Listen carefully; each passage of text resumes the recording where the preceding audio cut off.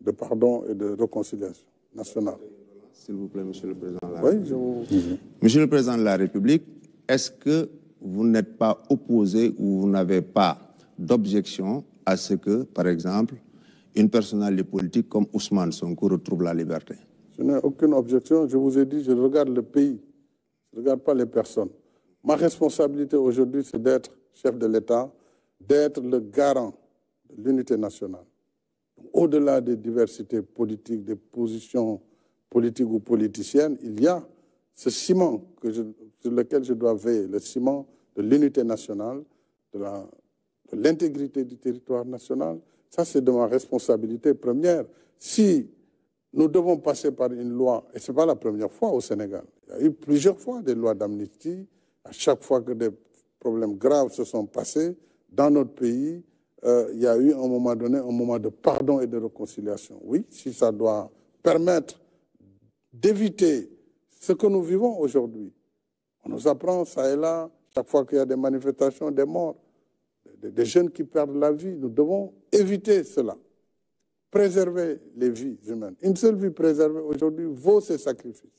Donc il faut que chacun de nous s'élève au-delà des positions partisanes pour ne regarder que le Sénégal et son avenir, sa stabilité, sa sécurité. Oui, pour cela, je suis prêt à aller aussi loin pour que tous bénéficient de ce pardon et que le Sénégal aille vers ces élections de manière apaisée et que le meilleur gagne parce que ce sera le choix souverain du peuple sénégalais. Alassane, Monsieur le Président, vous avez eu des discussions directes avec Ousmane Sonko ou bien par personne interposée pour parler de dialogue. Avant de parler de dialogue, il y a certainement des médiateurs qui ont dit qu'ils étaient là pour que vous remettiez le fil du dialogue avec M. Ousmane Sonko. Vous savez, dans ma démarche de tout le temps, j'ai mis en avant la discrétion et tout ce qui peut aider à avancer.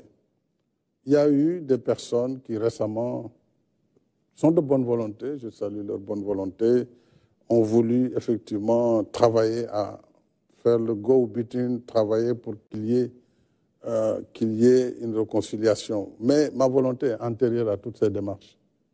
Elle est antérieure à toutes ces démarches. Et déjà, lorsque je disais, après la prise de position de certains candidats qui n'étaient pas du tout d'accord sur la manière dont leurs parrainages ont été annulés, j'avais déjà indiqué qu'il nous faut aller vers l'ouverture, il nous faut aller vers l'inclusion, il nous faut aller vers la paix. Donc cet apaisement est antérieur à toutes ces démarches.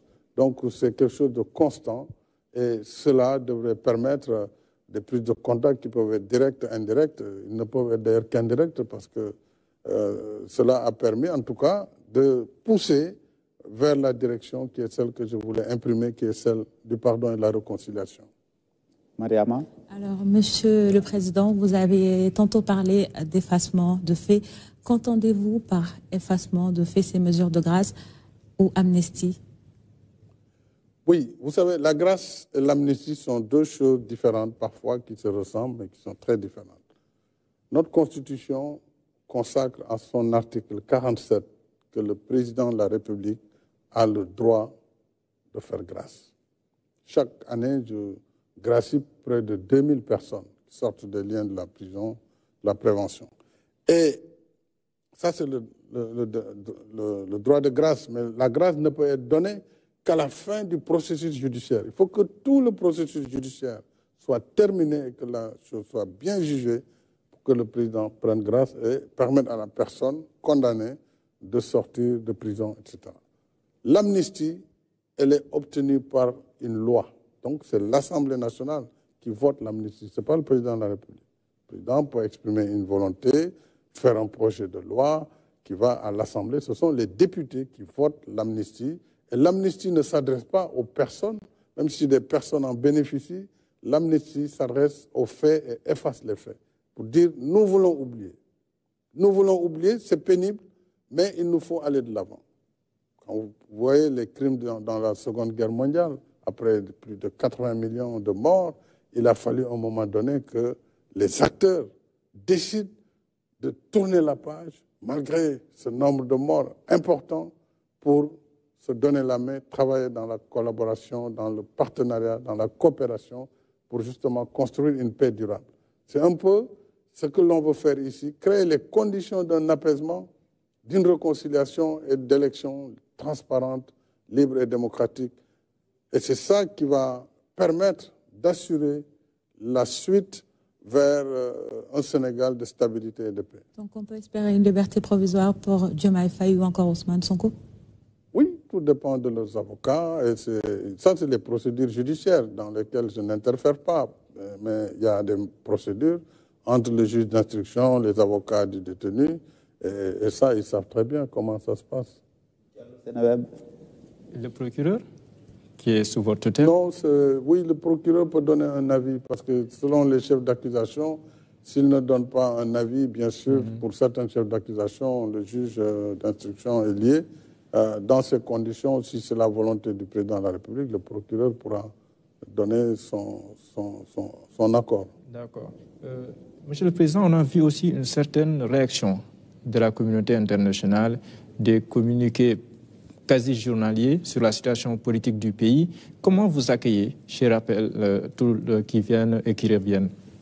Je l'accueille avec beaucoup de peine parce que je ne peux pas comprendre que des partenaires qui sont avec le Sénégal, qui en principe travaillent avec nous sur les mêmes principes, lorsqu'il se passe quelque chose dans notre pays, et tous les pays peuvent avoir des difficultés conjoncturelles, ils doivent d'abord venir à la source, voir ce qui se passe exactement, au lieu de se suffire de commentaires qui condamnent de façon péremptoire, parfois de façon très violente, le président de la République, le Sénégal.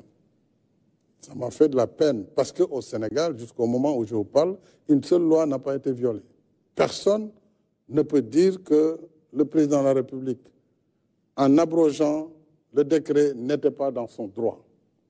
Là, le Conseil a dit que ce décret était adossé à une loi qui elle-même est annulée. À partir de ce moment, le Conseil joue son rôle. Donc, nous sommes dans le dialogue des institutions. Le Sénégal est un véritable État de droit. L'Assemblée nationale a eu son temps, a joué sa partition. C'est la seule qui doit voter les lois. Elle l'a voté. Le Conseil constitutionnel est le seul juge des lois constitutionnelles. Il a joué sa partition. Le président de la République, en tant que chef de l'exécutif, a pris acte et a décidé de mettre en œuvre les décisions du Conseil. C'est ça l'état de droit. Donc pourquoi toute cette levée de bouclier, toute cette campagne de presse qui est aux antipodes de ma pratique de démocrate depuis que je suis à la tête du pays? Moi, je suis venu en gagnant des élections. Je viens de l'opposition. C'est moi qui ai proposé la réforme pour fixer définitivement la limitation des mandats et la durée du mandat du président de la République. Quand j'ai été élu, le mandat était de 7 ans. C'est moi qui ai proposé un référendum pour le ramener définitivement à 5 ans renouvelables une fois. J'ai refusé d'être tenté par un 3e mandat. J'ai été très clair. Je l'ai dit le 3 juillet.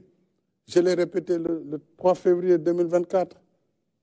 Pourquoi on veut dire et faire dire avec des moyens importants de la presse internationale que le président de la République veut s'agripper au pouvoir? Mais si c'était ma volonté, j'aurais été candidat. C'est tellement plus simple. Je renonce à tout cela. Je construis mon pays avec tous les Sénégalais. Je ne mérite pas cette campagne internationale et je la dénonce de façon vigoureuse. Parce que moi, je suis un homme libre. Je suis un homme libre, je suis un Sénégalais, je suis un Africain. Et je suis un démocrate. Je n'ai violé aucune règle pour aujourd'hui me retrouver dans cette campagne nauséabonde qui est entretenue pour créer la tension et la déstabilisation de mon pays. Donc je dénonce ce fait. Donc, Monsieur le Président de la République, au-delà de tout ce que vous venez de dire, en décidant d'arrêter le processus électoral, est-ce qu'on peut dire que vous avez évité le pire pour notre pays, le Sénégal?